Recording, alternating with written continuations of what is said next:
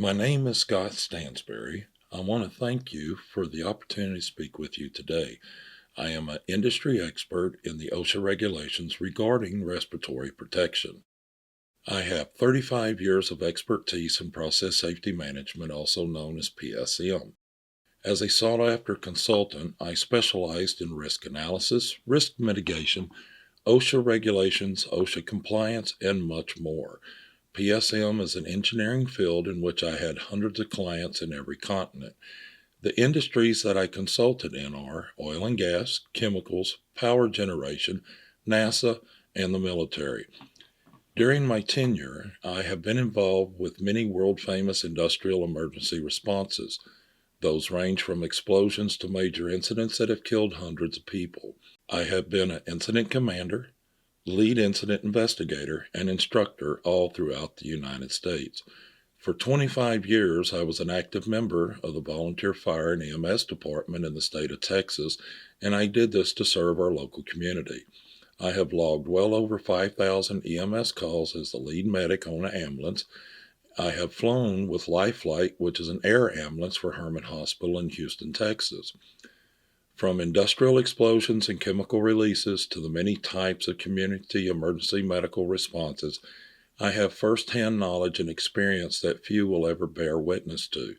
I am a strong advocate for safety that is proven with data and science to protect people and the environment.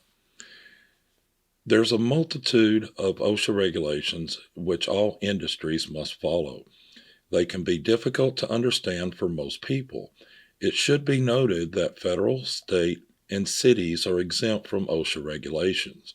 It is up to each entity to set up their own workplace standards and procedures. There are three main regulations that I'm going to focus on. These cover the workplace, outside of the workplace, and public health. Much emphasis from the media has been placed on the use of masks, and that is why I'm here today. It should be noted that almost all medical personnel and health facilities have little to no expertise in the area of respiratory protection. They are, however, experts in healing of the body, and for that I am truly grateful.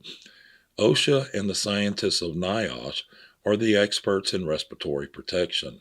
That is why hospitals and health professionals must follow what OSHA prescribes for PPE. They don't have to understand the science behind it, but they do have to use it when it's required. There are two types of respiratory protection. They fall under air purifying and atmosphere supplied. Most everything that we're hearing today is about the N95, which is an air purifying device. This is what our medical professionals are using.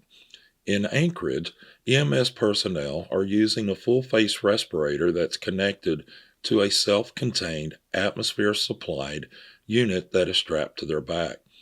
This is to supply non-contaminated air for them to breathe. These devices are very expensive, but they do offer 100% security from inhaling contaminated air. These have positive air pressure in them so that if there's a leak in the facepiece, the air will leak out and not allow any contaminated air in. These units are not the self-contained breathing apparatuses that firefighters wear for fire and hazmat responses. The N95 is considered a medical device. Therefore, they must go through extensive testing and be certified by NIOSH.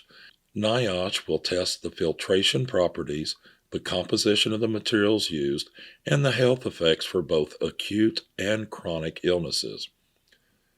Respiratory protection is used to protect the body from virus-contaminated droplets and aerosols, such as when you cough or sneeze. These both are about the size and how quickly they fall from the air. Know that aerosols can stay airborne for long periods of time, up to days at a time, dependent on the air movement.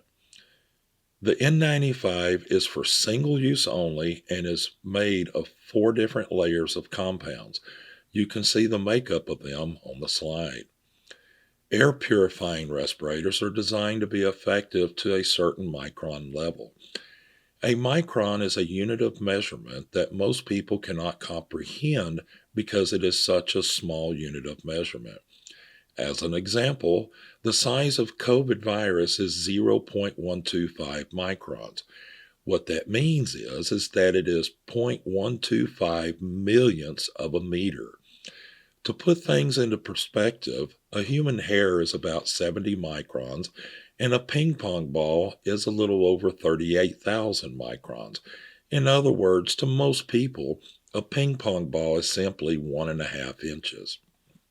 A N95 is designed to be 95% effective at 0.3 microns. The smaller the particle size, the less chance an N95 has to stop the contaminant from entering the lungs. COVID-19 is 2.4 times smaller than what the respirator can stop. Most of what the public is wearing is non-surgical masks and homemade masks. These are made from loose weave material purchased at local stores. Using an example of a bed sheet with a 600 thread count, it will have more filtering properties than other fabrics because of their very loose weave. Still, this places the space between the threads with an air gap of 42.3 microns. This means that the virus is 388.4 times smaller than what a 600 thread count material can stop. As a visual, the blue box is scaled up to 0.3 microns, which the N95 can stop. You can see that the virus is much smaller than that. To get a better understanding on size, this picture has been scaled up 305,000%. Yes, we have to go to that level to get a better visual and understanding with which to relate it to. In the picture, the virus is now the size of a ping pong ball. Using that same scale, the air gap between the N95 fibers would now be a little over 3.5 inches across. Going with the same scale and using a mask made with 600 thread count material, the 42.3 micron air gap between the fibers would now be 42.5 feet apart. If a fence was a mask, we would still have a mosquito problem in Alaska. There are a multitude of problems with masks that the public is wearing. First, they are not NIOSH approved. The materials and dyes have not been tested for both acute and chronic health effects. They do not seal around the face and allow for aerosols to enter and escape. The air gaps between the fibers are too large to stop any contaminants from entering the lungs. OSHA has put on their website, cloth and surgical mask type will not protect you against airborne transmissible infectious agents. When it comes to why so many people are catching the virus, some of it is due to human factors, and that's what's coming into play. As demonstrated by the chart, human factors are broken down into 4 categories. The more frequent we do a simple task, the more likely we are to make a mistake and be exposed to the hazard. So how does this come into play with masks? When a person wears a mask, they are constantly touching their face to adjust the face covering. They remove it to eat or drink and never sanitize their hands before or after touching their face. With the large air gaps between the cloth fiber, it allows droplets and aerosols to easily penetrate the material and be inhaled into the lungs. I have observed thousands of people, and none of the people have used proper protocols. Just a few days ago, I picked someone up at a day surgery center. When I walked up to the receptionist, there was a full plexiglass barrier from counter to ceiling and wall to wall. This completely separated the waiting area from the receptionist. The receptionist wanted me to pick up a telephone in front of me so that she could talk to me through the plexiglass. The same phone has had hundreds of people with no sanitation between each use. Each person was putting the mouthpiece to their face. I witnessed person after person doing the same thing. I, however, did not touch the phone and talk loudly so she could hear me. This is just one instance of thousands that I have witnessed and observed, including in grocery stores that we all must go to. Often intentions are great, but the outcomes can be horrible. Human factors are probably the largest contributing factor causing the transmission of the disease from person to person. Very few people, if any, ever wash the reusable mask. They will shove them in their pocket, throw them on a car seat, on their desk, or wherever they might be at the time. They never sanitize their hands, and at the grocery store, touching everything and constantly adjusting their mask. I have watched many meetings online with person after person constantly adjusting their mask, touching the microphones from person to person, and still no sanitation between users.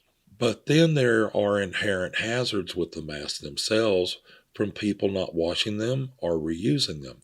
In Dr. Fauci's peer-reviewed paper, he stated that a vast majority of the fatalities in the 1918-1919 Spanish flu was from bacterial pneumonia, which was caused from wearing cloth masks. There was a controlled study in Denmark that had about 6,000 people in it. In the study, half the participants wore masks all the time and the others did not. The study found that the contraction of the virus was statistically the same. Another controlled study in Hanoi, Vietnam, involved 15 different hospitals. They had 3 control groups and found that the penetration of cloth masks versus the control group of infection rates were actually higher with the cloth mask. To recap, cloth and non-surgical masks do not form a tight seal which allows for the exposure of droplets and aerosols. They do not have the filtration requirement properties due to the large air gaps between the fibers. They do not have the desired prophylactic effects, and people are constantly touching their face, increasing their potential for contracting the disease. Thank you for your time, and I hope that you found this presentation educational. Thank you, and have a good day.